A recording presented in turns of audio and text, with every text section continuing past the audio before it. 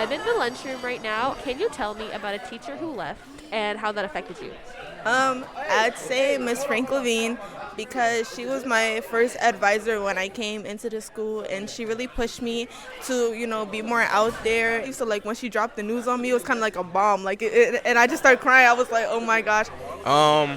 Miss Dutta. I love Miss Dutta so much. She was so funny. She was so kind. She was a great teacher, and she really helped me learn algebra.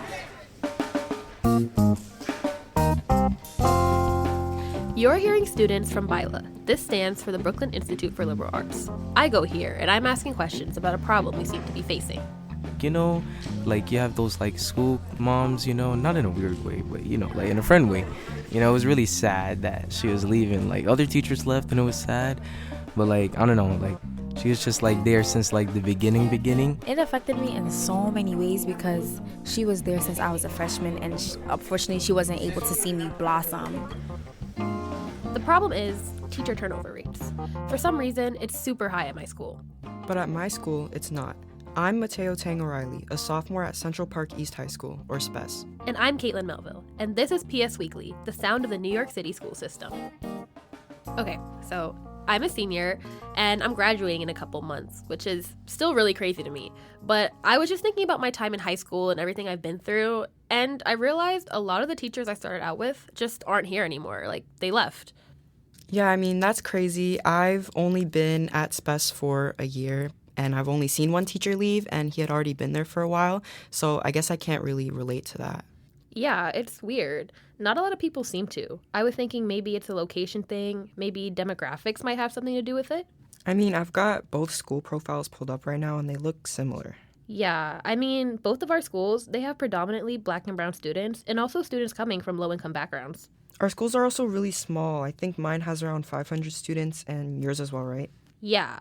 Well, here's the difference. CPEHS is a screened school that looks for students with high grades. Okay, true. And BILA doesn't. It's unscreened. But I wonder if there are other factors. Have you ever filled out those student surveys? Yeah, I just did one the other day. I think they might have one for teachers. Let's check. Wait, let me just open up.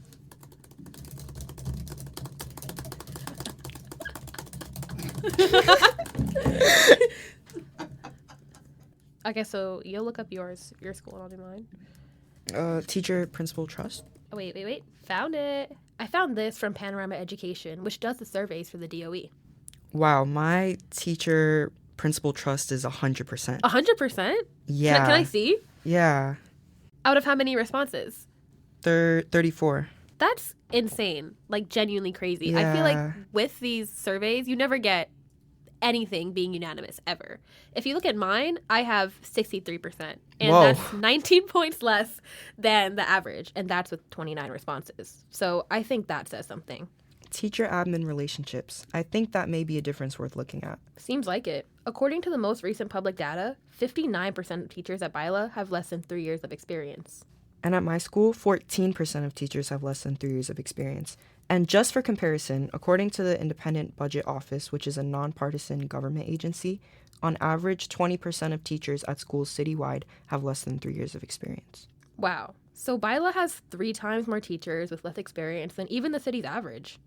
Our new teachers tell us when they come in that the reasons why they may not stay where they are currently teaching are typically are around either the commute that they have to get to the school or the support that they feel within that school building. That's Amy Way. She has a really long title, so get ready.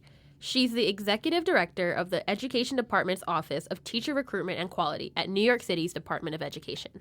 On the contrast, when we look at reasons why people choose to stay in their school building, a lot of that is clustered around the support they get from their administrator, the support of their colleagues, a mentor.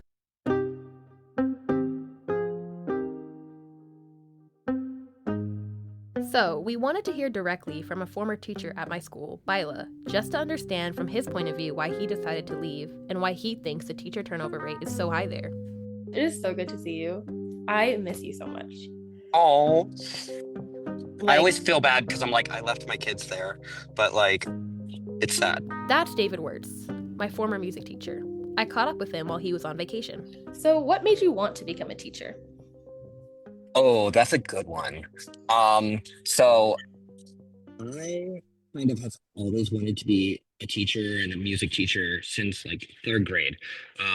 I've always wanted to help other people, and I really valued seeing how kids could enter a music classroom having a bad day or having a day and like leave with a totally different attitude because of the way that their teacher influenced them. And teachers are this magical thing that students always have somebody to lean on. And like, even when they're not on your side, they're on your side. Okay. So when you were hired, were you excited? Like, what were your expectations for the job? Oh my gosh, I was so excited. Um, like I got to move to New York City. I got to teach like right where near where I moved. I got to see my students on the way to school. Like this is my dream job. I actually have this photo of me sitting on the steps outside of like, and I made like a long post on Facebook about getting hired at my first DOE school and like all the potential of the program and how great the um, band room was and how I really felt like I could do something that was really good for the kids there. Like teaching high school band in New York City was like my dream job from the get-go. So I know that you decided to leave, but I still want to hear about like your first few months. Like, walk me through a typical day at BILA. Hmm. Didn't know this was going to be therapy. Jeez.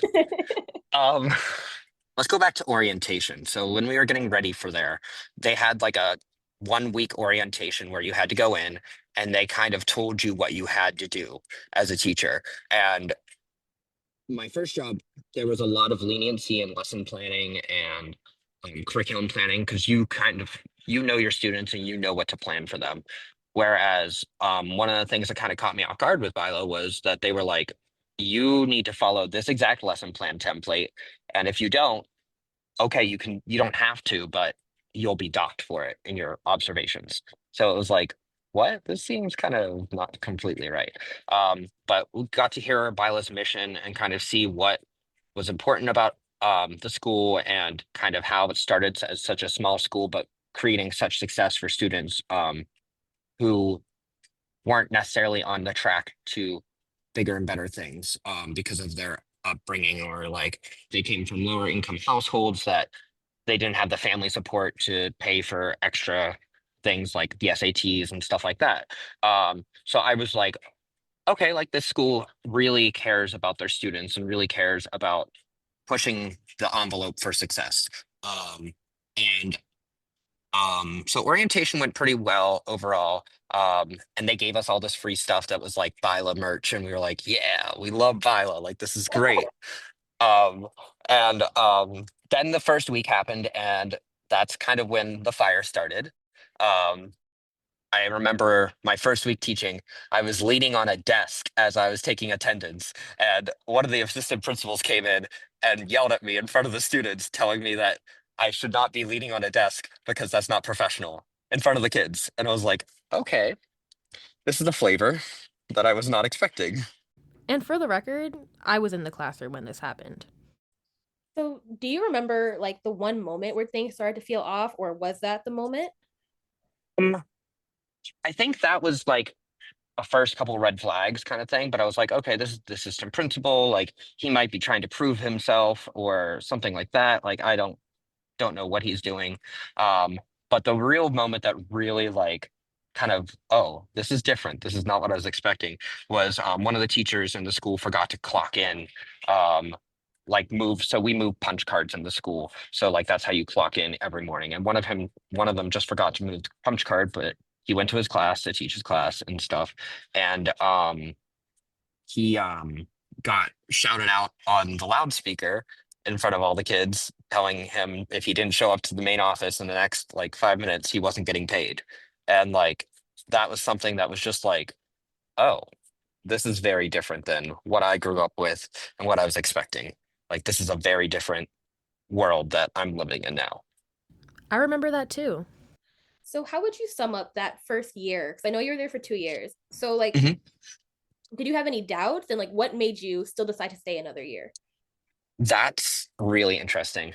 Literally, my first year, I was like, this is so stupid. Why am I doing this? Like, why am I putting myself through this? Because there's no, like, there's so many things that just don't line up with my philosophy of education. Like when kids do things wrong, we yell at them and we scream at them. And when kids are kids and they're learning, like they're like you guys are like in high school. Like that's your time to mess up. I'm sorry, but like that's your time to like learn how to be a human. So like let's not punish you, but let's just guide you and like help you. Now granted, like there are some things that you do need punishment for and like you need consequences. I'm not saying that, but I think that there there's a line. And there was so many times that I was just like furious that I couldn't do anything about it to fix it. So I was just like, I can't be in this toxic environment anymore. But I was like, okay, this could just be the honeymoon stage. Like I just came in here, like maybe they're just trying to get me in my place. Once I get in my place, I'll be fine. And like I made such a good connection with some of these kids that I don't want to lose them. I don't want to leave them. I don't want to give up the ground that I've made so far. And I think that one of the things that pulled a lot of the staff together were some of the conditions that the admin would put us under and the stress that they would put us under. So I think that that was one of the ways that we bonded and then made us want to stick together more and stick out for each other. So I did stay one more year. Okay. Okay, so now can we move to your second year? How was that like? And then how did you ultimately come to that decision to finally leave? Okay. So the second year started off better. Um, so I was getting students to learn how to play their instruments, and I got my beginners to the point where they could have came again and continued through and become better and continued the path. Because music is all about building. Like nobody wants to play hot cross buns. Um, but by playing that, you learn how to play the skills, and then you can get to playing the stuff that you want to play. And like, I'm all about writing out a Beyonce song for trumpet. Like, if that makes you happy, like, let's do it. But we can't do that until you learn prog cross buns. Sorry. And like, so by my second year, I was like, okay, great. We're coming back into this thing. I was told that I'm going to have the students that I had last year plus some new students. This is great. And then I got there and I got all ninth graders. And I was like, okay. I was So outraged. I was like, where's Mr. Wertz at? Hello? Like, why do I have two math classes and no elective? What is going on? So and so I went to them and talked to them about it, and they were like, "Well, you don't make the schedule. I do, and you don't have a say." So that was strike one for me. My last year there. Mr. Wertz cited another moment, strike two, a conversation with BILA's founding principal, Miss Henry, right before a school performance that he planned. I remember me talking to her about 2 weeks before the concert, just to nail down some final details and stuff. And she told me that she was like, "Well, your kids don't sound good at all." And I'm like, oh "Well, my God. first off, you've never come into my classroom once." Um, and that was something that really upset me. Because first off, you don't even know. You didn't hear the kids. And she wasn't at graduation the previous year. My kids played at graduation. So she told me that they sounded terrible at graduation. And I was like, you weren't even there. You don't even know. There were more strikes. Mr. Wertz said that admin insisted he and other elective teachers incorporate English language arts into his lessons. That just didn't make sense to him. I get the concept of incorporating language into other classes so the kids have the opportunity to learn language. But music is one of those universal languages. So they're communicating with sound, not communicating with words or text. And there was this other moment. Mr. Wertz brought in a composer from Baltimore to work with his students, Jasmine Barnes. I wanted her to come in, work with the kids, write a piece of music for the kids, and then put on a world premiere. And it was something that they got to help out and write. And she got to come in and work with the kids. And it was a really great experience for them. And a week before the concert, Miss Henry came to me and she told me that she was canceling my concert because of the kids need to study more. That was her reasoning. And I understand that the kids need to study more or whatever, but a concert was 1 hour. 1 hour that's so meaningful to the kids. And like, of course, I was gassing it up like no other because it's so important for them to be able to have that experience and have the composer come. So yeah, that was kind of the last thing where I was like, you're not serving my kids, you're not letting me grow, and you're not letting me reach out to the community to help them grow. Right now, this is just a job that's paying me, and that's not what I'm in it for. I asked Miss Henry about all of this. She said that the DOE would officially get back to me, but we haven't heard anything from them yet. Unofficially, it was a really hard conversation. Like, really hard. Tell me about your new school. Like, what are you doing differently? You know, like, what makes you happy about it? You know, what are these, like, changes that you're seeing from the environment that you once were in? Oh my God. Let me tell you, girly, Yes. Oh my my God. new school. Okay, so I teach at a 6 through 12 school. The most supportive principal ever. Anytime I need something for the program, I'm told that I need to do the paperwork and stuff, but then I can do it. And there's so many opportunities. Like, I'm able to take my kids on trips. So last year I took kids to Carnegie Hall. We went to 2 Broadway shows. We went to a jazz concert. The kids there are just as nerdy as BILA kids. And just as challenging as BILA kids too. And my principal trusts me enough to have that liberty of, like, if I'm never afraid if she walks into my classroom and sees them listening to a mindfulness thing. I'm able to put band concerts on all the time. I love the school. I love the program.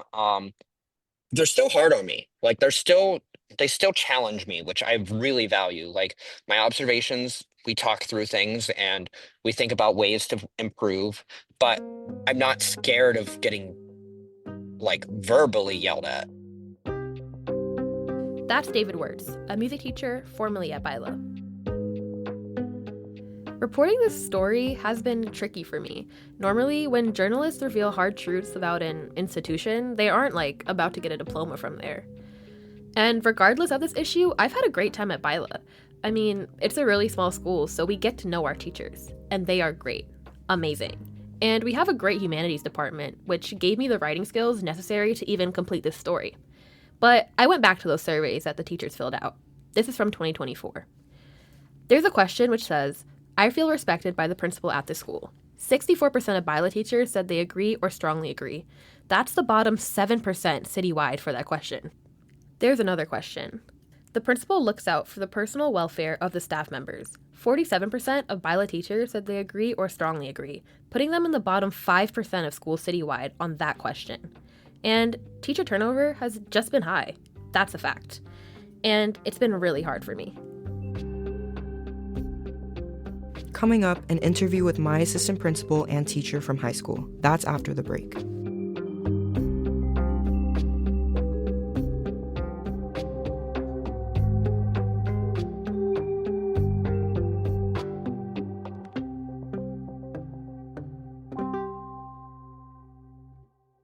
We hope you enjoy listening to PS Weekly as much as we enjoy making it. I'm Amy Zimmer with Chalkbeat New York. We spend a lot of time planning each episode, setting up and conducting interviews, cutting the tape, writing scripts. It's a long process and totally worth it. But here's the thing. We don't have a bunch of money or millions of followers. So we're counting on you, loyal listener, to help us get the word out. Take a few seconds and send this link wherever you're listening to 3 friends so they too can enjoy PS Weekly. Thanks for your support.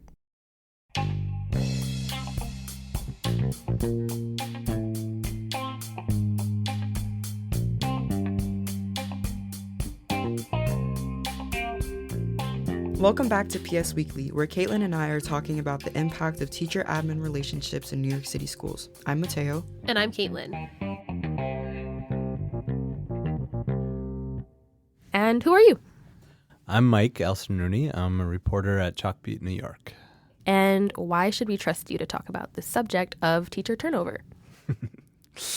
Well, I'll leave it up to you whether you trust me or not. But I have been covering education for about 8 years, and in New York City for 6 years. And I was a teacher before I started reporting. So this is something I care a lot about. I've talked to a lot of teachers over the years about the factors that lead to burnout and stress and people leaving, and it's something that I felt myself when I was a teacher, and so I feel a lot of sympathy and compassion for what teachers deal with, and I think as a reporter I've gotten to learn more about, like, what are some of the larger systemic forces that are driving some of that.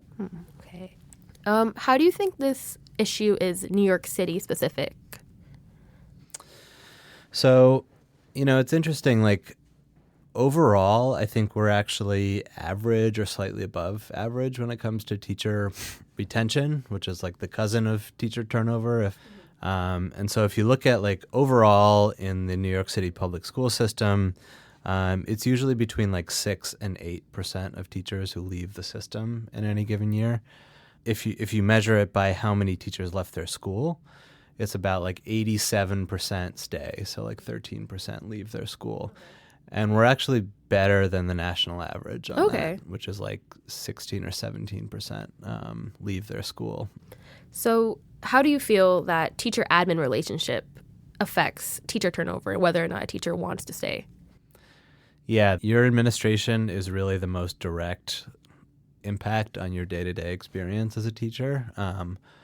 Often even more than like the students in some ways. Like when you feel like you don't have the support, or like on the other end, if you feel like your administration is like actively toxic, that is gonna really push you out of your job quickly.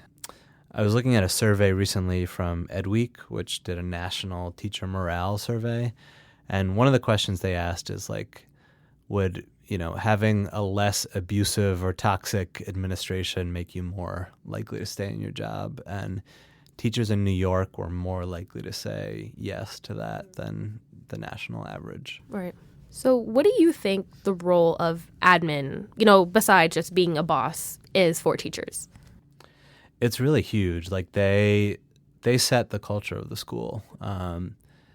And teaching is a really hard job. Like you're getting challenges from every direction. Like you have students who, maybe have a lot of different needs, like significant behavior challenges. Sometimes you have really challenging situations with parents. And then you have stuff coming down from the district. You have curriculum mandates. You have different policies. And so a really good administrator can be someone who like helps insulate teachers from that pressure. When it's not a good administrator, they just amplify all that pressure because they're not dealing with it in some way themselves, and they're often kind of then taking it out on their teachers. And so it turns an already difficult job into like an impossible job. That was Michael Elson-Rooney, a reporter from Chalkbeat. Now, Mateo, let's talk about your school. Did you know that your school is, famous? Well, I had heard from my dad that my school is well known in more progressive circles of New York City and that a lot of his friends want to send their kids there because of that, but I didn't know about it being famous. Yeah, so pretty much, the school founder, Deborah Meyer, is the subject of 2 documentaries. People in the education system seem to really look up to your school in terms of the trust that admin has in their teachers. I feel like I'm taking my school experience for granted then because my teachers are definitely doing a great job teaching me, but I didn't know that my school was known for that. So I actually interviewed Candice Ligator, one of the assistant principals at my school, who also teaches an AP seminar class, which I'm taking this year. What role would you say administration at Central Park East has played in your journey as a teacher? So before I came into this role, my direct supervisor would do usually 2 to 3 observations a year. Like those conversations would really help as far as me growing, encouraging me to take risks, not teaching always the same way, trying different things. That was always something that was encouraged and I think made me a better teacher over time. So I did some research on teacher satisfaction rates with admin at CPEHS, and I found that the percent of teachers that agreed or strongly agreed that the principal/school leader at their school communicates a clear vision for their school was 97%. 100% of teachers agreed or strongly agreed that the principal at their school understands how students learn, and 100% of teachers agreed that the principal or school leader at their school carefully tracks student academic progress. And we made a prediction that this plays into the teacher morale at CPEHS, and Can you tell me why you think teachers at CPEHS are so happy here? Well, as someone who's been in this community 18 years myself, I have worked at other schools, so I sort of know the flip side of things. When you're not supported, it feels very isolating, and it's also really challenging because you're kind of just on your own to figure things out.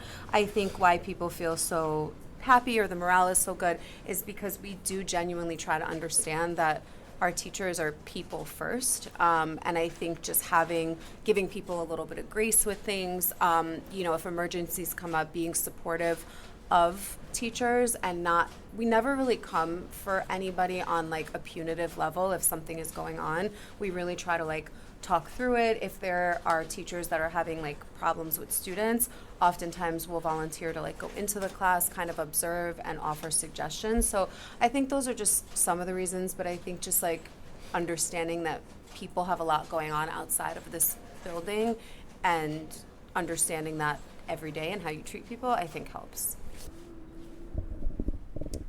Okay, and to what extent has the administration... It sounds like AP seminar. To what extent has the administration at Central Park East impacted how much you enjoy teaching?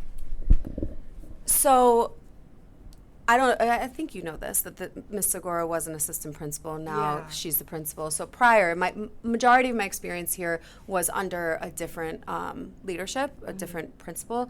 And I will say in both scenarios, I love teaching here because the leadership team really does let teachers have autonomy in the classroom. So as an English teacher, I was able to teach whatever books I wanted. I could structure my curriculum how I wanted. And that level of like trust and freedom really made it enjoyable for me to teach. I didn't have to like run my curriculum by anybody. I had to submit one, of course, but I didn't have to get approval. And I think just having that level of freedom, one, is not something that you get in a lot of New York City public schools.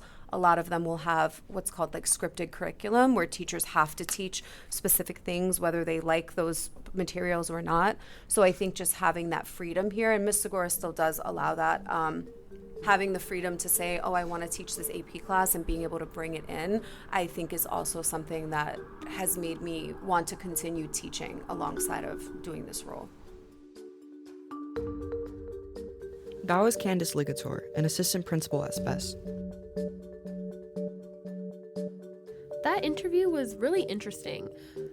Just to see how much autonomy teachers are given over their lesson plan, they kind of have the ability to, I wouldn't say do whatever they want, but figure out what's right for their subject, because at the end of the day, like, they went to school for this, they know.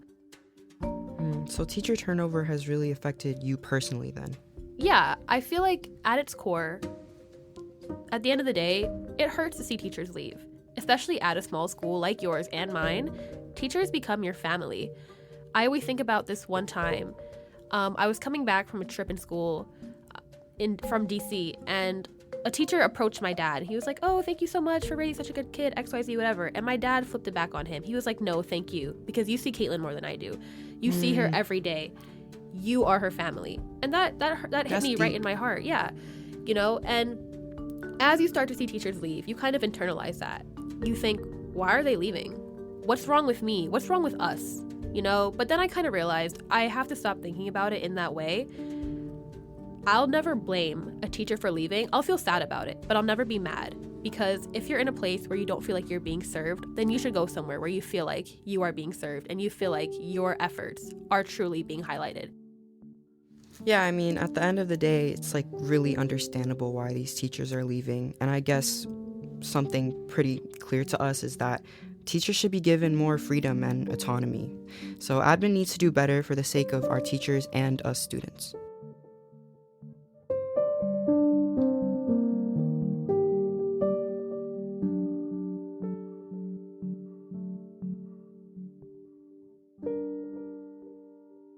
PS Weekly is a collaboration between the Bell and Chalkbeat, made possible by generous support from the Pinkerton Foundation, the Summerfield Foundation, and FJC. Producers for this episode were me, Mateo Tang O'Reilly, and me, Katelyn Melville, with reporting help from Chalkbeat reporter Michael Elson Rooney. Our executive producer for this show is Ave Carrillo, and executive editors are Amy Zimmer and Taylor McGraw. Additional production and reporting support was provided by Mira Gordon, Sabrina Duquesne, and our friends at Chalkbeat. Our engagement editor is Carolina Hidalgo. This episode was made using Hindenburg Pro. Music is from the Blue Dot Sessions, and the jingle you heard at the beginning of this episode was created by the one and only Erica Huang. And special thanks to our mentor, Alina Coleman, who was awesome and helped us with this story.